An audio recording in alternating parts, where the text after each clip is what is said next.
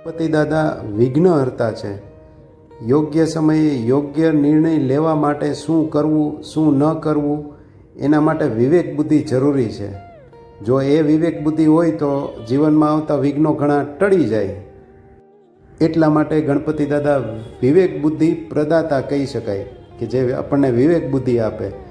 જ્યારે ગણપતિ દાદાને કહેવામાં આવ્યું કે પૃથ્વીને ફરતે 4 પ્રદક્ષિણા કરવાની છે, એમના ભાઈ કાર્તિકેયનું વાહન તો મોર હતું, એટલે એ તો ફટાફટ પ્રદક્ષિણા કરવા લાગ્યા.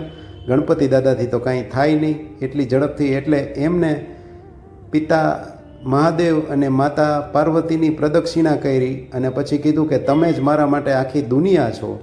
એટલે આ પ્રકારનો વિવેક એને દર્શાવ્યો અને કળથી કામ લીધું એમ કહી શકાય. તો ગણપતિ દાદાને એવી જ પ્રાર્થના આપણે કરી શકીએ કે તમે જેવો વિવેક દર્શાવો છો એવી વિવેક બુદ્ધિ અમને પણ થોડી મળે.